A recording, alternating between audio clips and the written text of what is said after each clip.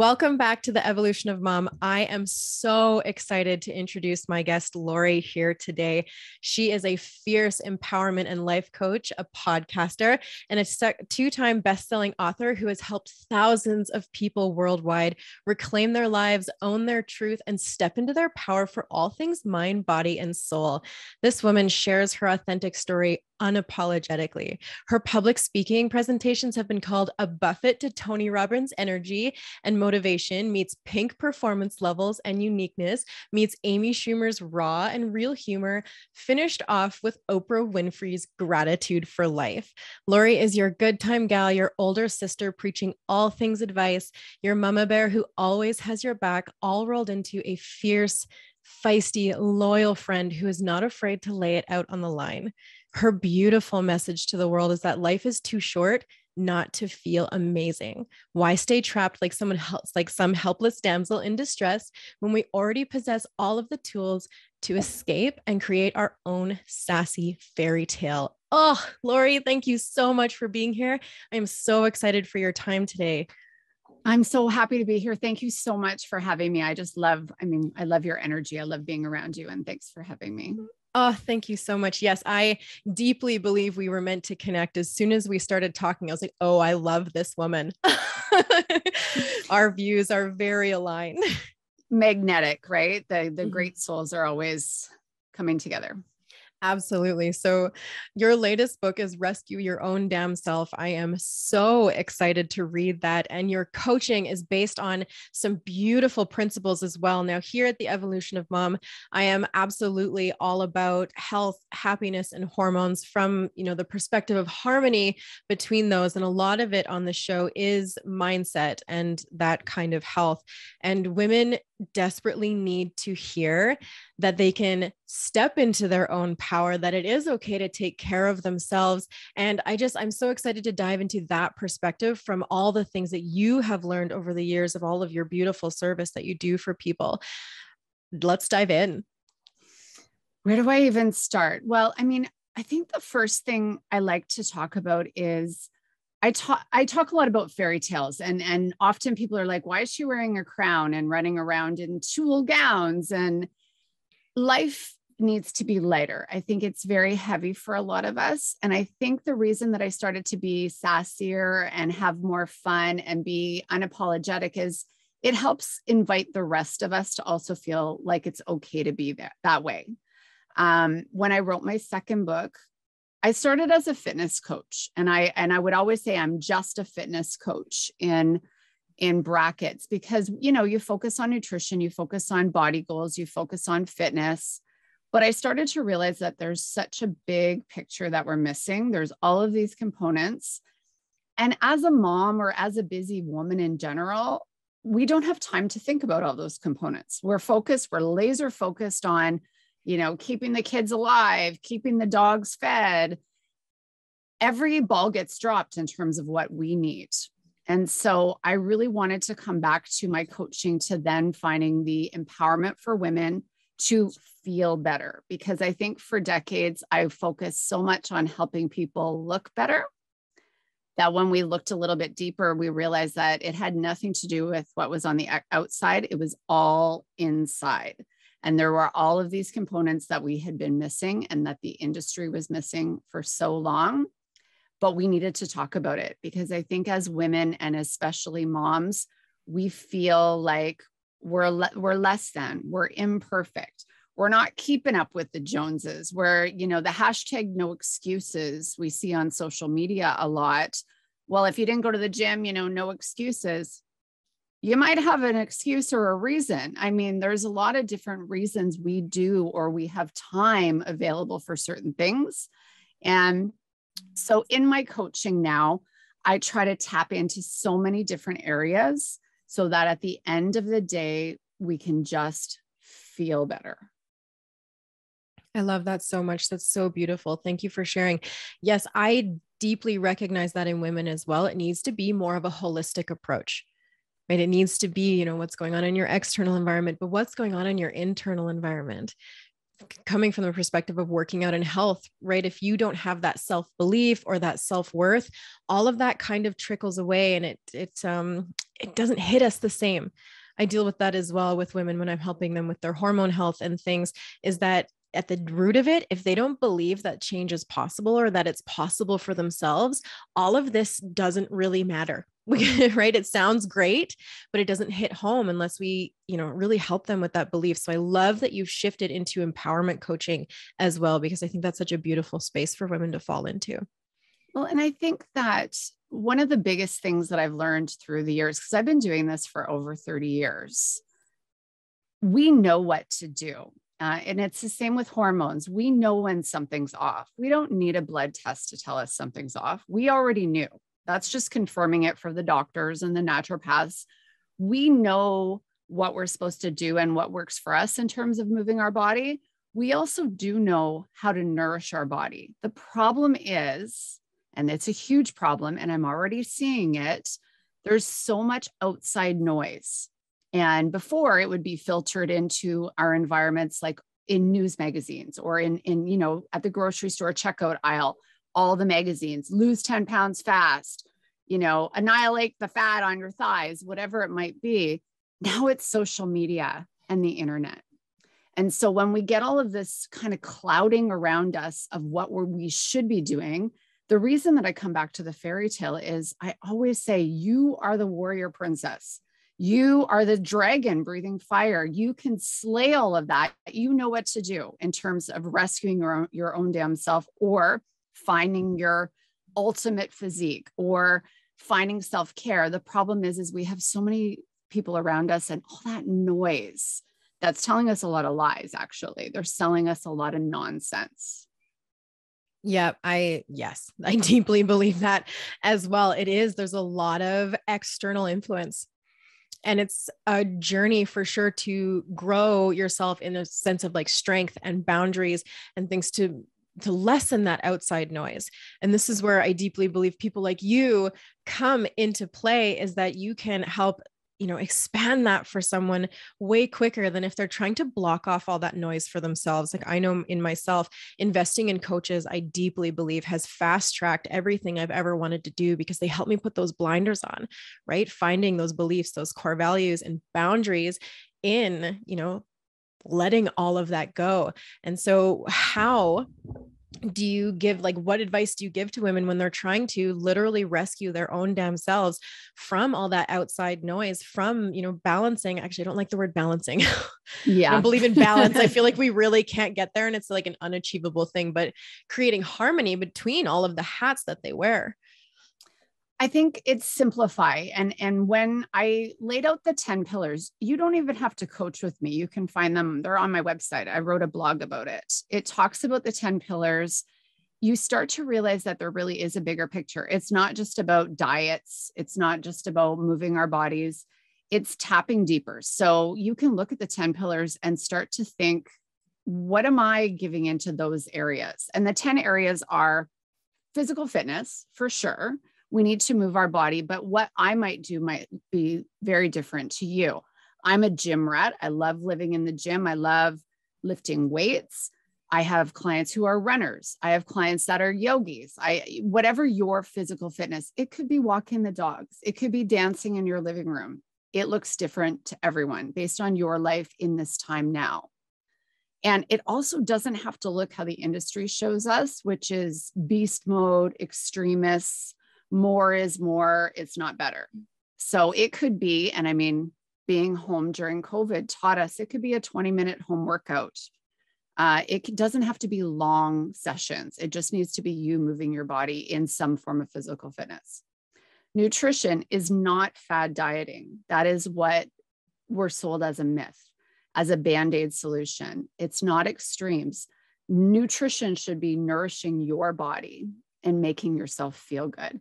At the end of the day, if you're eating nourishing foods and you feel good, you will look better. You will. And I've done study after study on my clients, where as soon as we pulled any form of fad diet or even the word diet, once that's gone, our body finds the way. We know what to do. It's just that we have all that outside noise coming at us. Time management. So that's another one that as busy moms, what time do we have? I mean, we're go, go, go. Mom, I need a ride. We got to get this person here. Then we've got dance. Then we've got hockey. We're on a tight schedule. But if we can sit back and look and say, okay, you are looking to rule your kingdom, is what I say, the 10 pillars to rule your kingdom. The kingdom is you. What are you giving yourself for time management? And this is left blank time and time again because we are giving to everyone else. Well, I don't have any time for myself. Well, now it's time to say, when can it be? I work out at 5 o'clock in the morning because none of my teenagers are up yet, right? If I left it later in the day, someone would steal my time from me. So for 30 years, I went to the gym at that time. So you have to find what works for you in terms of where can you find that half hour to have a bubble bath or whatever it might be for time management for you. Stress management is another one where a lot of the times all these other pillars get dropped because we're just overstressed. It's a really busy, heavy world. And so we just have to look at what's happening for stress. How are you feeling? And I find as women, we tend to say, oh, I'm fine. It's fine. Everything's fine till it's not. So it really is writing down, how are you feeling on a scale of 1 to 10 today, right now? How are you feeling? How have you been handling stress? We don't have to do anything with this information yet. You're just writing it down for yourself because it's bringing awareness to what's going on. You work with hormones a lot and wellness. I put them into the same category because if your hormones are off, you are not well. You are not well. And so that wellness could mean, how is your health? I had this conversation with a client the other day. She hadn't been to the doctor in about 6.5 years. No blood work, no nothing. There was no checking in with her, but yet her children would never miss an orthodontist appointment, a doctor's appointment, whatever it might be.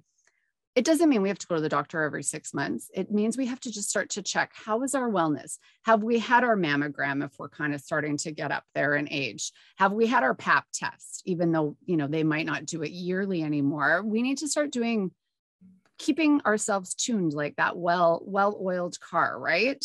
And that gets dropped a lot. Hormones are another area where I think we just accept that it's part of life, right?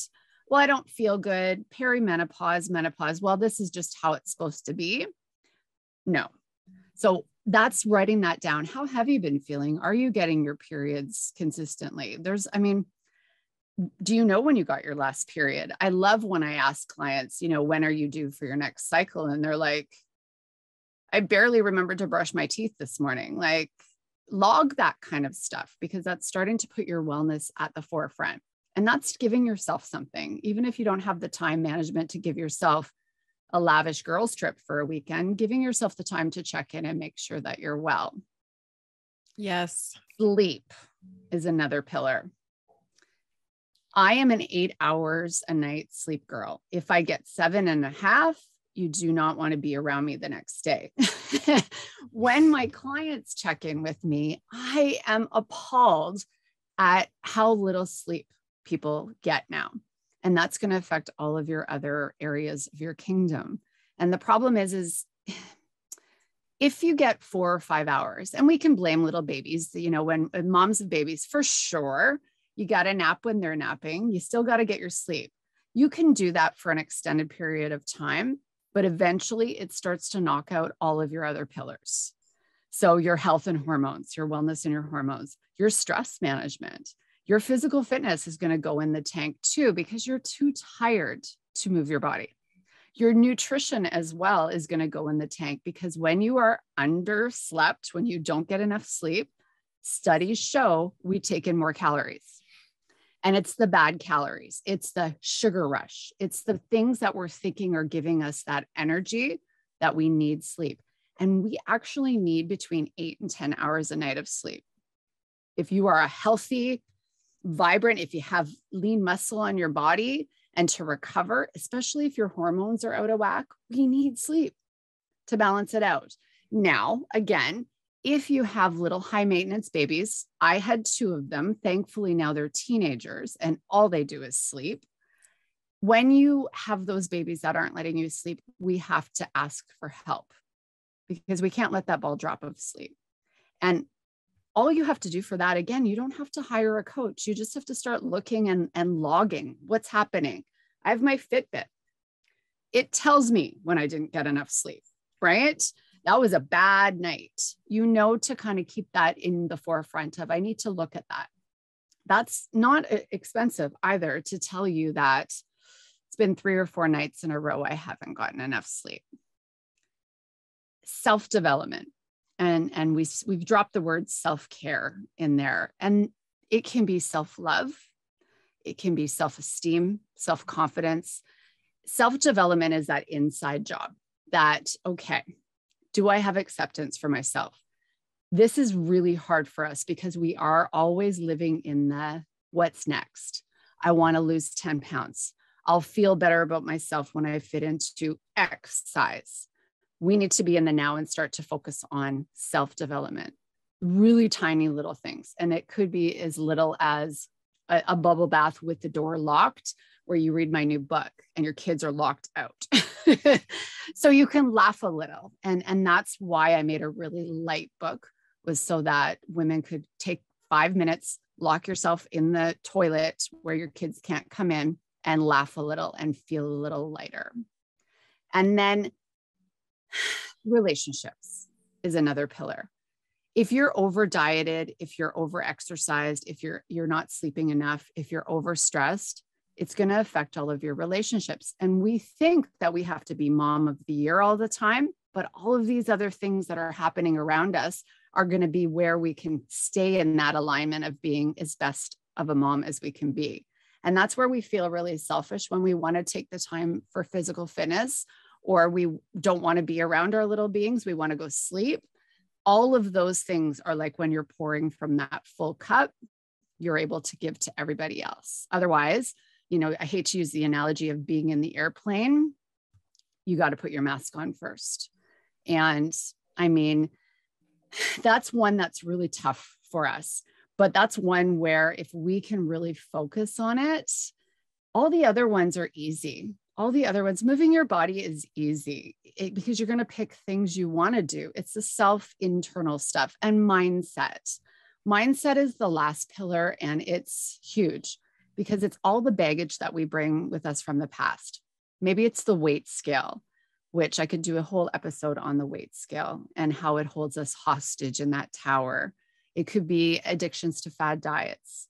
It could be negative headspace from the past. That's all the kind of deeper stuff where I always tell clients, leave that. We're going to look at that. That's goal setting. We're going to go there, but do the simpler ones first. Like, am I sleeping enough? How are my relationships? How am I feeling? And then once you can look at all of those areas, and it seems like a lot, but I even will tell clients, just pick 1 or 2. You know where you're lacking. You do.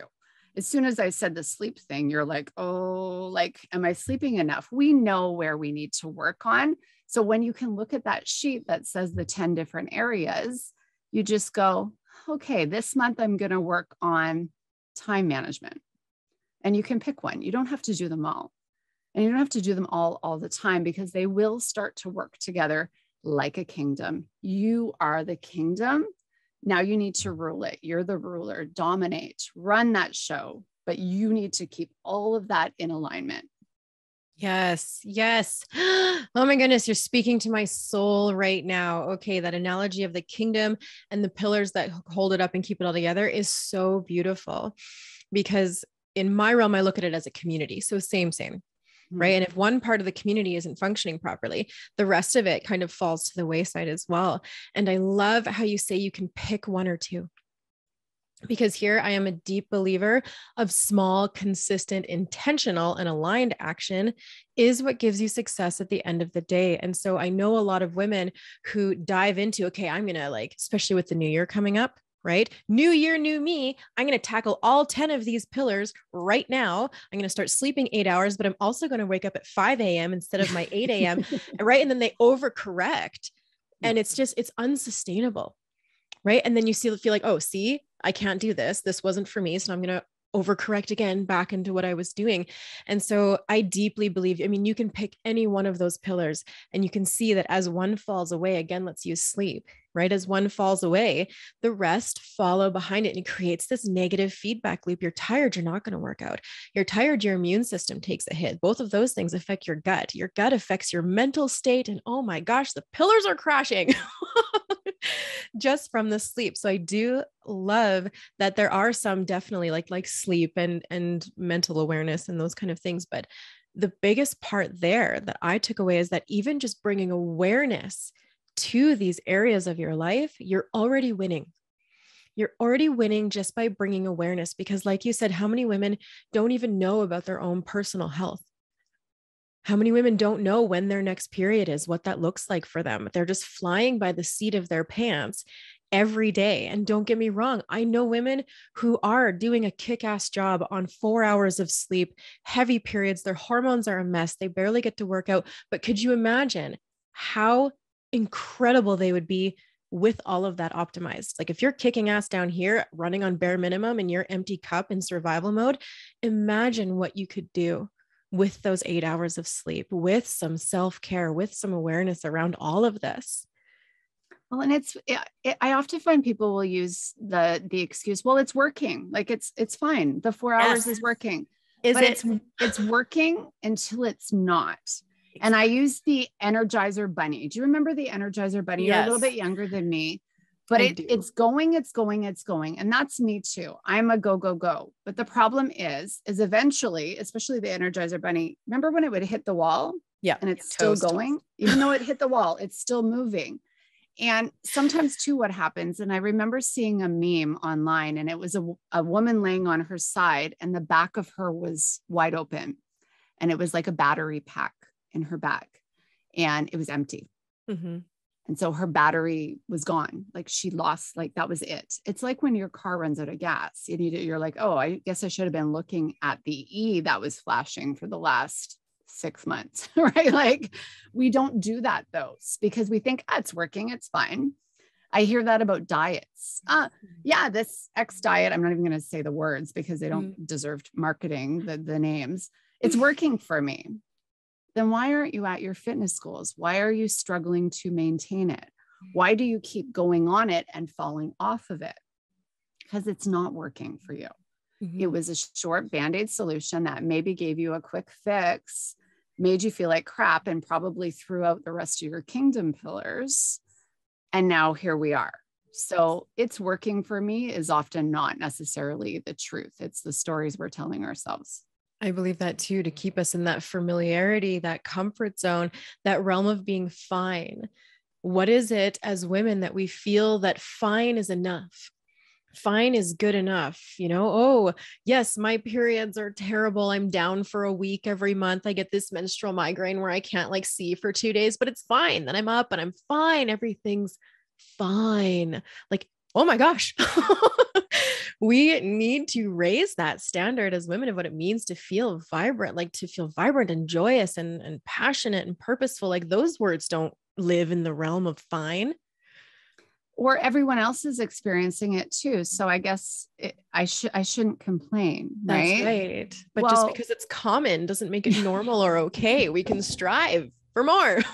And I'm going to be the one that steps out of the box and demands more, so that then more women can also say, hey, Lori's on the other side of that tower there, and she's looking like she's running a pretty awesome life there, because someone said, I don't want to be common or normal anymore. I want to find a way to feel better. And I do always say, tattoo on my forehead. I'm going to have to get it one day. I'm constantly saying, feel better. And how did that diet make you feel? How did not getting enough sleep make you feel? All of the things we do at the end of the day have to make us feel better and feel good. Yes, filling our cup in that way, because you said this earlier, when we dive into these spaces, we feel like we're being selfish. Like we're taking away, oh my gosh, I could never slip away for a half-hour bubble bath or anything like that. But in reality, it's so deeply the opposite. It's so deeply the opposite, because when you start to take that time, you're actually giving more freely of yourself. You're giving from that space of fulfillment instead of that fight or flight emptiness space. And it's hard to, once you experience what it's like to start taking self-care, to start like dialing into those 10 pillars, it's hard to go back. You start to notice when you live in that fight or flight. And then it's beautiful because then you can recognize it and you can start to adjust. Okay, what pillar needs my attention right now? Because I feel like I'm starting to run out of that battery, right? Mm. Well, and I think the story that we tell ourselves as well, especially as busy moms, is no one's going to understand if I all of a sudden want to take time for myself. And I'll tell a story of a client of mine who had been a dear friend years ago. And she reached out and contacted me. She knew what to do. She used to be a fitness trainer. And she said, I need your help because I need you to be in my corner. I'm telling you that I want to give myself time for physical fitness. I want to start eating better. I want to start working on all of my pillars, but I know I'm going to drop the ball and I'm not going to do it. So I need you to be there when I do start and then try to stop to remind me of that. And she was always worried that her 3 daughters and her very busy physician husband would be upset with her taking what she called me time. It was the opposite. The 3 girls were so empowered in watching that. Oh, well, what do you mean you can't drive me here? Oh, it's me time for you. Wow, that's great. No, mom, don't worry about me. It's your time. It's me time. They started to realize not only was mom feeling better, they were starting to compliment how mom was looking too, because they were like, Mom, look at your biceps, look at your arms. They also hopped on board the nourishing train that she was on, because none of my clients diet. And they started to look at, how can I feel better? Like my digestion's better. Oh, I ate that. It didn't make me feel good. She is setting an example for them in being selfish for herself. And I mean, her husband is all about, wow, she's feeling better. She's more empowered. She's nicer now. She's just feeling not so, because I don't think we put our feelings on our families, but when we don't take time for ourselves, it's like, well, they didn't push time down my throat, right? They can't force it on you. So you have to, you're the ruler of your kingdom. You're in charge. You can say, I'm going to take my me time, and don't worry, you're all going to benefit from it. All of you people around me are going to benefit from me feeling better. Yes, because then you have more space for them, right? I mean, even just think of like you mentioned the husband, of course he loved it. When your wife is pouring into herself and now all of a sudden she's feeling like she has more time and space for you. Like I even remember when the kids were little, I didn't have space to even be touched. At the end of the day, I have had children attached to me all day, like literally, honey, don't touch me. Right. And the opposite is true. When you create that space, you have more time, you have more mental capacity, you have more literal physical space. And when you're feeling that vibrancy within yourself, coming from yourself, not from anything external, it changes the dynamic of your relationships. And oh my gosh, the empowerment on your children is huge. My children are watching me, like I work from home and I homeschool, and that can be a delicate balance because my kids know that I'm in the house. But now we have these ground rules where if mommy's door is closed, I'm recording or something like that, you can't come in. But if it's not, baby, come in. They'll like sit on my Zoom calls with me sometimes and things, like they know that. But look at what they're seeing me do and what I'm creating time for. Like, so I've been in a situation where my kids were small and I felt like the odd mom out because I was taking time away for myself. I would go away for a weekend. I would do these things and I would come back to so much scrutiny of, well, how nice is it for you that your husband babysat the kids all weekend? And, oh, I could never leave my kids this and this. I'm like, well, first of all, they're his children too. It's not babysitting. Not babysitting. Let's start there. But I actually ended up leaving a mom group because of it. I was so like almost felt like this shame was being put on me for the time I was taking for myself. And so I think, yeah, letting all of that outside noise, learning to let that fall away so that you can really focus on your kingdom, which is those relationships around you too. But yeah, stacking strong in yourself so they can all thrive. Well, and I left out the 10th pillar because it's in there for sure, but it's career or business. If you own your own business, And that's another area where we think that our bosses, or maybe we have a coworker or people around us, don't want us to take time for self-development or to hit the gym or whatever it might be. Studies show now, actually, Google, Amazon, some of the biggest, Microsoft, not only do they have gyms in their establishments now, they have healthy eating programs where they're educating their employees on how to feel better. They have wellness programs where they're making sure, because not only is that going to help their end dollar, they know that the employees are producing better when all of their pillars are in alignment. So they want you to move. I mean, there's a lot of companies now that will give you a fitness benefit and they'll give you money. I just had a client that gets $500 every couple months. How amazing is that? So that's other people saying, hey, I want you to take that time to be selfish. I want you to focus on you, even though they're paying you to do a 9-to-5 job for them. They know you're going to be more productive when you are feeling better. Yes. Yes. Oh my goodness. Yes. Right. Everything, yeah, can shift. And I'm so excited to see that this narrative is shifting. And I'm so grateful for women like you being in this space, helping this narrative shift, helping women, find that empowerment, because that's where it really changes. Our entire world changes when we change ourselves, when we can do better. And I deeply believe us pouring into ourselves and having more space for other things outside of our stress is what's going to change the world. It is what's going to serve the world, even just from our children's perspective as they grow. And so I'm just so grateful for women like you in this space coming and sharing about all of this. And I can't wait to read your book. I am so excited to go check out this 10-pillar template that you're talking about. Now, from all of this, what would be your one tangible takeaway? What is one thing a woman can start doing in her day-to-day to start stepping in the right direction? Well, the first thing I would say is just remember that you're unique. Mm-hmm. And when you said that story about the mom group, like my heart just hurts because it's judgment. And we are all so different and our lives will all look different. Even if you have 3 children, and I have 3 children. You might have 3 really active boys, and I have a couple of, loves to read and do puzzles and be quiet girls. There's so many different things that can change. We both might have full-time careers, but mine might need me to commute an hour each way. So remember to sit in the fact that you are a unique person, and what works for Sally down the street won't necessarily work for you. And just because it works for you today doesn't mean in a year or 2, when your kids are maybe a little bit older, that whole game plan doesn't change. It does change. It's going to change week to week because you're constantly evolving.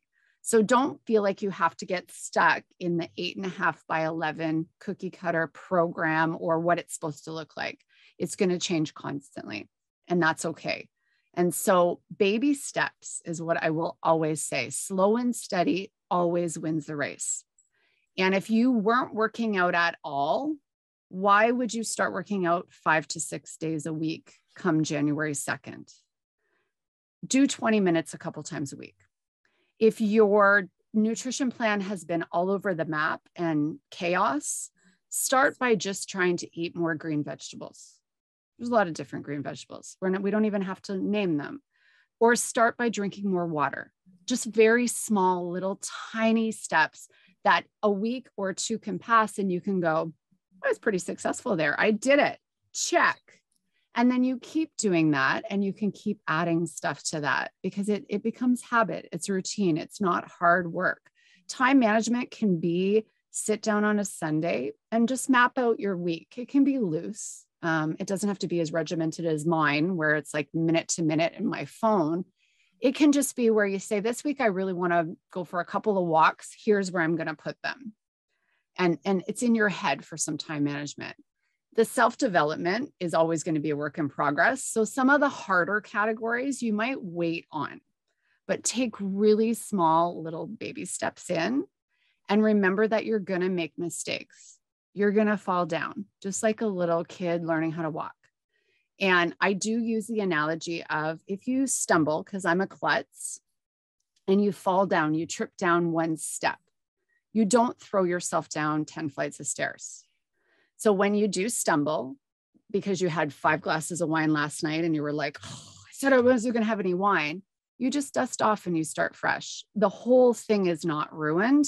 This is the one life we get. And we hopefully have a lot of days ahead to have those great days of eating more green vegetables and feeling great about it. So if there is times where you stumble or you had a baby that kept you up all night and now you didn't get any sleep, it's okay. Today is a new day. Always just dust off and continue on. Like nobody even saw you slip and fall, right? On the ice, when you fall, you're like, did anybody see me? I better get up quick and move forward.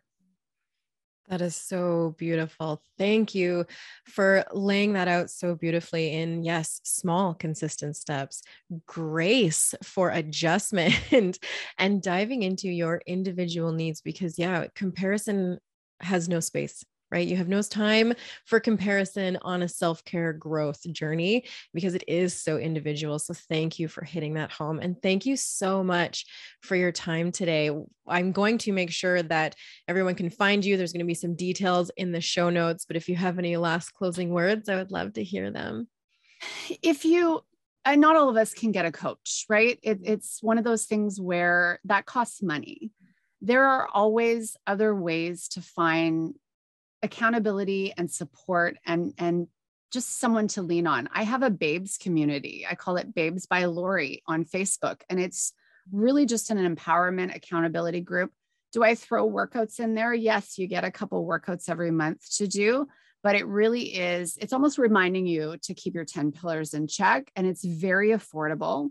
I also have my book and it's got 80 chapters in it, my new book that just remind us that it's okay to, run out of gas sometimes. Remind us to ease in instead of jumping. Keep everything light. And the book, even though it has 80 chapters, they're all really, really small. So it doesn't take you long to read one. My one client locked herself in the bathroom, read 3 chapters while everyone was knocking on the door saying, Mom, where's my sweater? Mom, where's my this? And came out and just felt like that was a bit of stress management for herself. So there are a lot of different tools that I provide because I want to help as many people as I can without it having a massive a price tag attached to it. So it could be my blogs on my website, reading some of my rants and raves that I go on about different things, because it will help you shift forward and start to focus on yourself more. If that's one thing that I can give to the world, it's that I'm always reminding you to put yourself first. You're the kingdom. Yes.